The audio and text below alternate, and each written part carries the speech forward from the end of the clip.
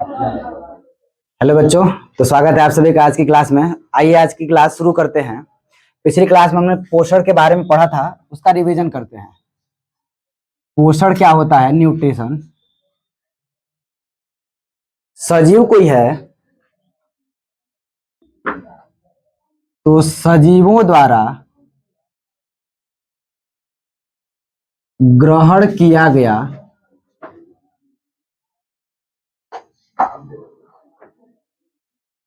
भोज्य पदार्थ जिसका वह स्वयं उपयोग करता है,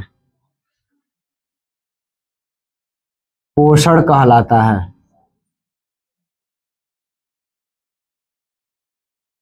ठीक है। कोई भी सजीव है, अगर वो अपना पोषण करना चाहता है, वृद्धि करना चाहता है, तो उसको भोज्य पदार्थ की आवश्यकता है, भोजन की आवश्यकता है। ठीक है। इस प्रक्रिया को हम पोषण कहते हैं। यहाँ सजीव शब्द का क्या अर्थ है, इसके पहले मैंने बताया था आपको कि जिसमें जीवन का क्या होता है, संचार होता है। अब इन सजीवों को दो वर्गों में बांटेंगे। कौन कौन से? तो एक होगा पादप और दूसरा होगा जंतु। ठीक है। तो पादप में कौन आएंगे? जितने भी हरे पेड़ पौधे हैं वो सभी के सभी किसमें आएंगे? पादप जगत में। और जंतु जगत में मनुष्य, कुत्ता, बिल्ली, मेढक इत्यादि जो भी जानवर है वो आ जाएंगे। ठीक है। पोषण को हम निम्नलिखित दो वर्गों में बांटते हैं। एक होता है स्वपोषण या स्वपोषी,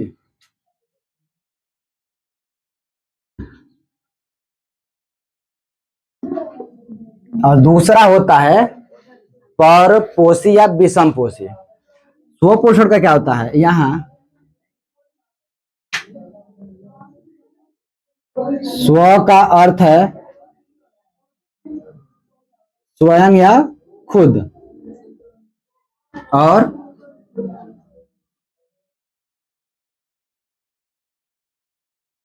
पोषण का अर्थ है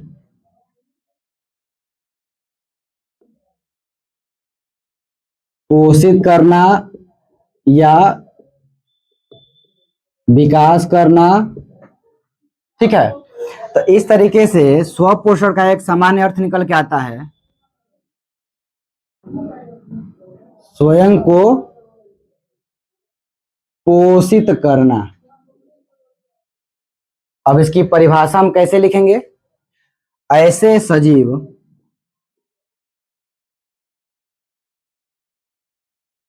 जो अपना भोजन स्वयं बनाते हैं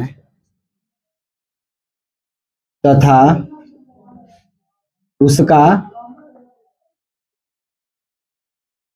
उपयोग करते हैं, ऐसे सजीवों को हम क्या कहते हैं? स्वपोषण कहते हैं।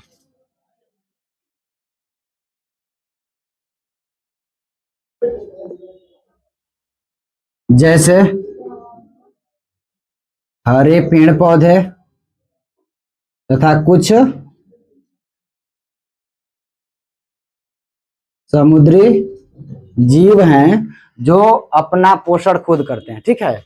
यहां मैंने लिखा है स्वपोषण या स्वपोषी। क्या होता है? पोषण को हम दो वर्गों में बांटते हैं, एक स्वपोषी और दूसरा विषमपोषी। तो सबसे पहले हम जानेंगे कि स्वपोषी क्या होता है। स्व का अर्थ होता है स्वयं या खुद का, और पोषण या पोषी का अर्थ होता है कि अपने आप को पोषित करना, विकसित करना।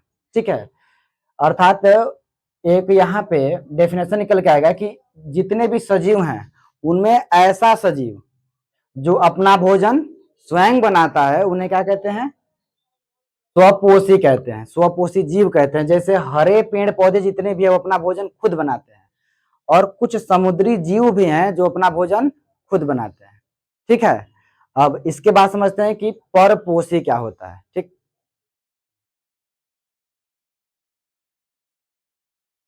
परपोषी पढ़ने से पहले हम समझते हैं कि स्वपोषण कितने प्रकार का होता है। अभी हम जाने हैं कि स्वपोषण का मतलब पेड़ पौधे अपना भोजन खुद बना रहे हैं। तो पेड़ पौधे अपना भोजन किस प्रकार से बनाते हैं, तो वे दो प्रकार से अपना भोजन बनाते हैं। एक पहला है प्रकाश की उपस्थिति में, और दूसरा है रसायन की उपस्थिति में। ठीक है, पहला समझते हैं कि प्रकाश की उपस्थिति में क्या होता है। इसको कहते हैं प्रकाश संश्लेषी। क्या कहते हैं? प्रकाश संश्लेषी, अर्थात ऐसे पादप जो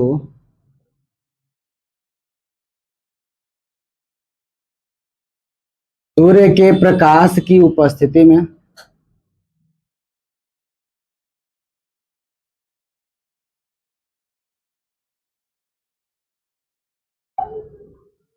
क्लोरोफिल तथा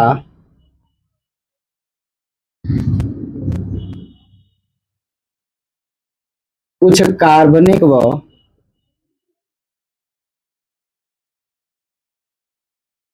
अकार्बनिक पदार्थ से अपना भोजन बनाते हैं।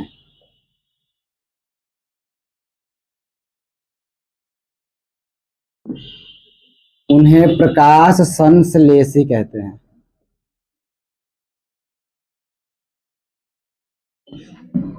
यहाँ क्या लिखा गया है कि ऐसे पादप, ऐसे पेड़ पौधे जो सूर्य के प्रकाश की उपस्थिति में, क्लोरोफिल, तो क्लोरोफिल पौधे में एक हरे रंग का पिगमेंट पाया जाता है, वर्णक पाया जाता है, जिसे हम क्या कहते हैं?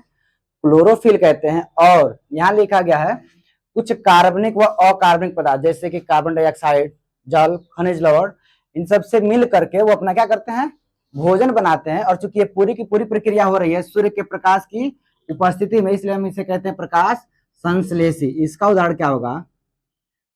हरे पादप, जितने भी पेड़ पौधे हैं जो हरे हैं, इनका पूरा का पूरा स्टेम, तना हरा है, पत्तियां हरी हैं, तो वे सभी के सभी पौधे प्रकाश संश्लेषी करते हैं। ठीक। दूसरा है रसायन की उपस्थिति में, इसे हम कहते हैं रसायन संश्लेषी।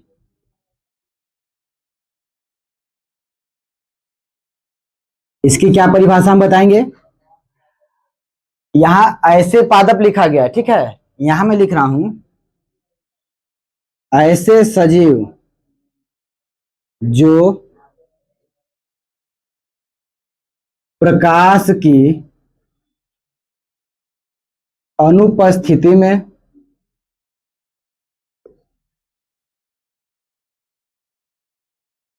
कुछ रसायन की सहायता से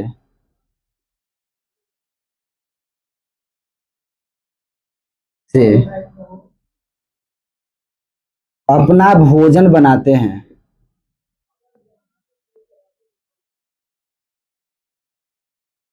उन्हें रसायन संश्लेषी कहते हैं।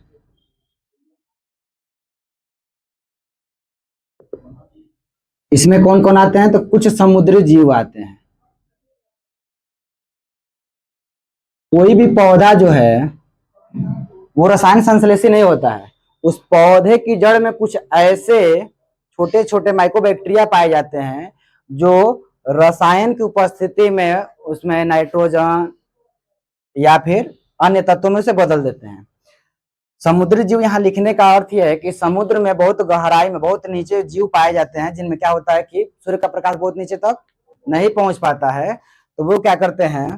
वो रसायन की सहायता से क्या करते हैं? अपना भोजन बनाते हैं। ठीक है। उसके अलावा कुछ ऐसे भी जीव हैं जो हरे पौधे की जड़ों में पाए जाते हैं। ठीक है।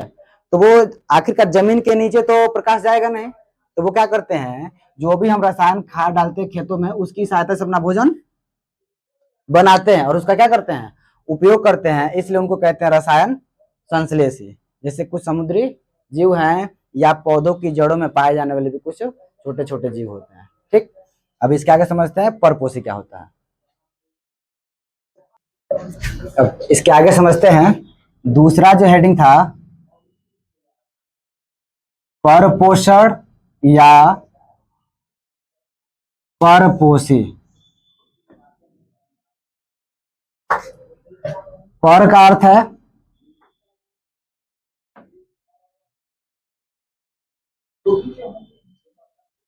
दूसरों पर, और पोषी या पोषण का अर्थ है, अब इसके पहले बताया गया आपको, विकास करना या पोषण करना, तो यहां बताएंगे दूसरों पर निर्भर रहने वाला।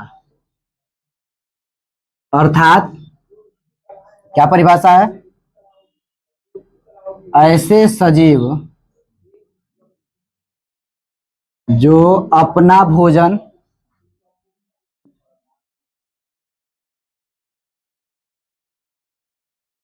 स्वयं नहीं बनाते हैं,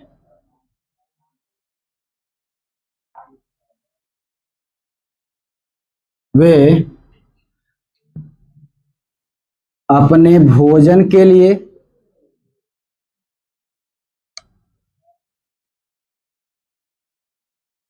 दूसरे सजीवों पर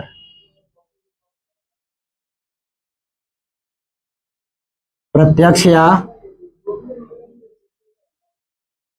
अप्रत्यक्ष रूप से निर्भर रहते हैं।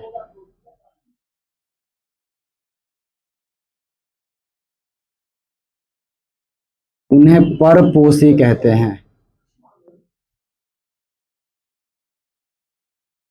यहां मैंने ऊपर ही लिखा हुआ है क्या, दूसरों पर निर्भर रहने वाला। परपोषण का अर्थ ही है दूसरों पर निर्भर रहने वाला, और उसी को मैंने एक डेफिनेशन में क्या बनाया कि ऐसे सजीव जो अपना भोजन खुद नहीं बनाते हैं, तो आखिरकार वो भोजन करते कैसे हैं, तो दूसरे सजीवों के द्वारा बनाया गया भोजन करते हैं, प्रत्यक्ष या अप्रत्यक्ष रूप से। अब हम आपको समझाते हैं कि किस तरीके से कोई सजीव है वो प्रत्यक्ष या अप्रत्यक्ष, डायरेक्टली या इनडायरेक्टली रूप से कैसे किसी दूसरे सजीव पर निर्भर है। सबसे पहले इसका एग्जाम्पल हम समझते हैं, जैसे कि मनुष्य, कुत्ता, जीवाणु, और भी बहुत सारे उदाहरण ले सकते हैं, ठीक है ना। मनुष्य क्या है कि ऐसा सजीव है ये अपना भोजन खुद नहीं बनाता है। अब आप सोच रहे होंगे कि सर हम लोग तो अपना भोजन खुद बनाते हैं, हमारी मम्मी बना के खाना लेके आती है और हम उसको खा लेते हैं, है ना। तो होता क्या है कि जो हमारी मम्मी या हमारी बहन जो हमारे घर में भोजन बन रहा है, वो भोजन पहले से किसी दूसरे सजीव के द्वारा बनाया गया है। वो कच्चा पदार्थ है, क्या है, कच्चा पदार्थ है, कार्बोहाइड्रेट। अब हम उसको पका के खा रहे हैं, तो हम उसको अप्रत्यक्ष रूप से उसको हम क्या कर रहे हैं, उपयोग में ला रहे हैं।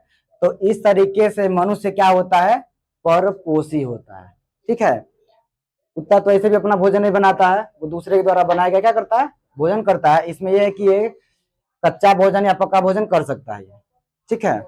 इसमें शाकाहारी, मांसाहारी, सर्वाहारी, परजीवी, मृतोपजीवी हर एक प्रकार के जीव आ जाएंगे किसके अंतर्गत, परपोषी के अंतर्गत। कौन कौन से, शाकाहारी जीव, मांसाहारी जीव, सर्वाहारी जीव, मृतोपजीवी और परजीवी, ठीक है। तो अगला हम समझते हैं परपोषण के प्रकार। ये क्या होता है, सबसे पहला पॉइंट, प्राणी समभोजी जीव। ये क्या होते हैं, ऐसे सजीव जो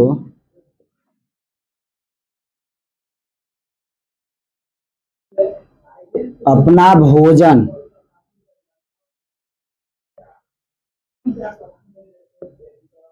किसी ठोस या तरल पदार्थ से प्राप्त करते हैं।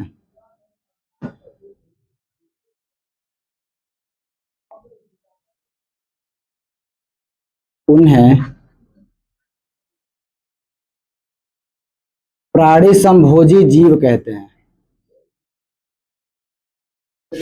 इसमें कौन कौन आ जाएंगे, तो इसमें हम लोग खुद आ जाएंगे, जैसे कि मनुष्य, कुत्ता, बकरी, भेड़ इत्यादि। ठीक है। इसके अलावा दूसरा क्या होता है? मृतोपजीवी। मृतोपजीवी कौन से जीव होते हैं? ऐसे जीव जो मरे हुए जीवों से अपना भोजन प्राप्त करते हैं।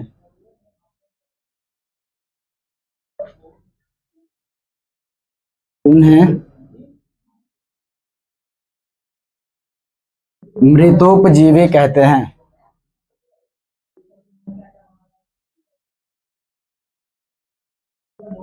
यहां पे लिखा गया कि ऐसे जीव जो मरे हुए जीवों से अपना भोजन करते हैं। तो जो जीव मर जाते हैं, तो ऑलरेडी यहाँ क्या हो रहा है कि मैंने बताया कि अपना भोजन किसी ठोस या तरल पदार्थ से कर ले रहे हैं हम अपना भोजन। लेकिन जो मृतोपजीवी है वो ऑलरेडी जो मरा हुआ जीव है वो बिल्कुल पचा हुआ भी हो सकता है, तरल भी हो सकता है और ठोस भी हो सकता है। उससे अपना भोजन वो क्या करता है? प्राप्त करता है। ठीक है। जैसे कि कवक हो जाएगा और एस्ट और बहुत सारे जीवाणु भी हो जाएंगे। ठीक है। अगला एक है लास्ट, जिसे हम कहते हैं परजीवी। ऐसे जीव जो किसी दूसरे जीव से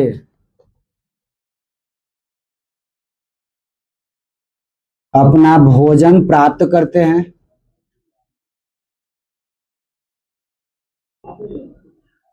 और उन्हें किसी प्रकार का कोई नुकसान भी नहीं पहुंचाते हैं। उन्हें क्या कहते हैं? उन्हें परजीवी कहते हैं। जैसे जैसे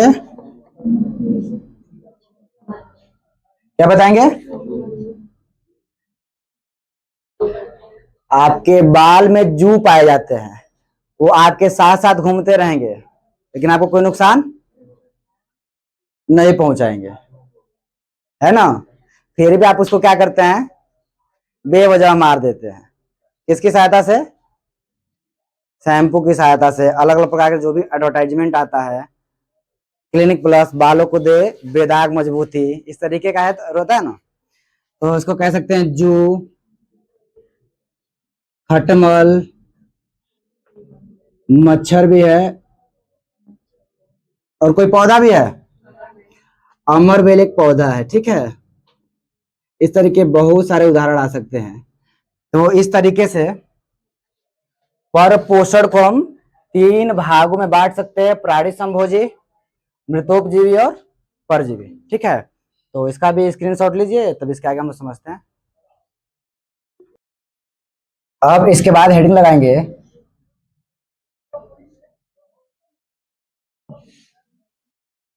पादपों में पोषण।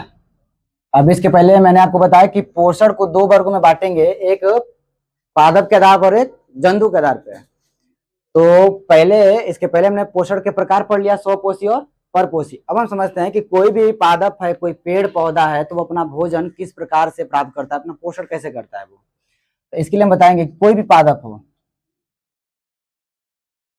हरे पादप अपना भोजन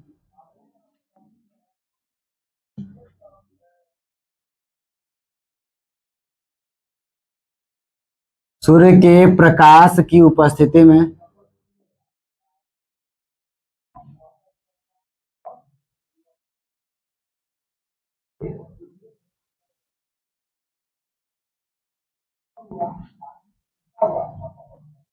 क्लोरोफिल उत्प्रेरक के साथ और क्या क्या यूज करते हैं? कार्बन डाइऑक्साइड, जल व खनिज लवण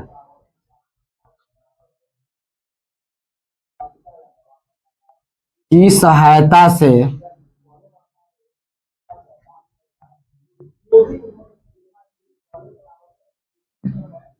सरल कार्बनिक या अकार्बनिक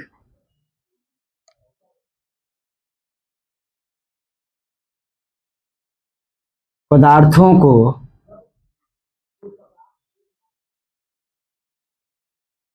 जटिल कार्बनिक पदार्थ में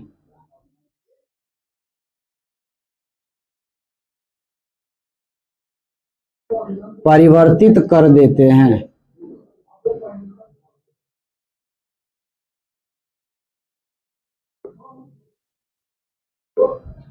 इस प्रक्रिया को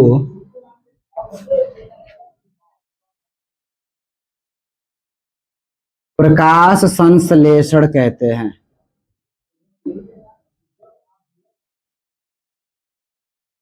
ठीक है, यहां क्या लिखा गया कि हरे पादप अपना भोजन कैसे बना रहे हैं? तो सूर्य का प्रकाश होना बहुत जरूरी है। अगर वो हरा पौधा है तो उसमें एक हरे रंग का पिगमेंट पाया जाएगा जिसको क्या कहते हैं? क्लोरोफिल। ठीक है, इसकी उपस्थिति में इसके साथ क्या क्या उसको और चाहिए? कार्बन डाइऑक्साइड, जल और खनिज लवण। ये सब के सब क्या होते हैं? या तो वो सरल कार्बनिक या अकार्बनिक पदार्थ होगा जिसको पेड़ पौधे किस में बदलते हैं? जटिल कार्बनिक पदार्थ में क्या कर देते हैं? बदल देते हैं। इस प्रक्रिया को प्रकाश संश्लेषण कहते हैं। इसके लिए एक समीकरण होता है, 6CO2 प्लस 12H2O। इसमें होगा क्या? सूर्य का प्रकाश होना बहुत जरूरी है और उत्प्रेरक के रूप में काम करता है क्लोरोफिल। ठीक है, तो क्या बनाता है? ग्लूकोज C6H12O, साथ में बनता है ऑक्सीजन और बनता है जल। ठीक है, जो ये प्रकाश संश्लेषण की अभिक्रिया है इसमें इधर वाला अभिकारक जो भी शामिल किया गया है, जो पेड़ पौधे जमीन से और वातावरण से प्राप्त करते हैं, ये सरल अणु होते हैं। कैसे अणु होते हैं? सरल अणु। और पेड़ पौधे प्रकाश संश्लेषण की प्रक्रिया के दौरान इसको बदल देते हैं किसमें? ये जो ग्लूकोज बना हुआ है इसमें जटिल अणु में। ये जो ग्लूकोज है इसको हम कार्बोहाइड्रेट कहते हैं। क्या कहते हैं? कार्बोहाइड्रेट या क्या है? स्टार्च। हिंदी में क्या कहेंगे? मंड कहते हैं। तो पेड़ पौधे अपना भोजन किस रूप में क्या करते हैं? बनाते हैं। तो ग्लूकोज कार्बोहाइड्रेट क्या बोलेंगे? स्टार्च या फिर मंड के रूप में। ठीक है ना? और जमा कैसे करते हैं? स्टार्च या मंड के रूप में वो क्या करते हैं? जमा करते हैं। और फिर यही भोजन मनुष्य क्या करता है? पका करके खाता है। लेकिन अगर वो फल है तो फल को तो पका के हम खाएंगे नहीं। फल को कैसे खाएंगे? उसमें भी क्या मिलेगा? क्या है वो? ग्लूकोज ही है। क्या है ना? उसके साथ और क्या बन रहा है? ऑक्सीजन बन रहा है और जल बन रहा है। ठीक है, तो पूरी की पूरी प्रक्रिया क्या करते हैं? प्रकाश संश्लेषण। प्रकाश संश्लेषण अपने आप में एक बहुत जटिल टॉपिक है जिसको कल हम समझेंगे। प्रकाश संश्लेषण क्या होता है, कार्बन डाइऑक्साइड जल मिलकर कैसे ग्लूकोज बना रहे हैं, ऑक्सीजन बन रहा है और हाइड्रोजन बन रहा है, और कैसे हमें वायुमंडल में ऑक्सीजन मिलता है। ठीक है, तो आज की क्लास यहीं तक समाप्त होती है। मिलते हैं आपसे कल। धन्यवाद।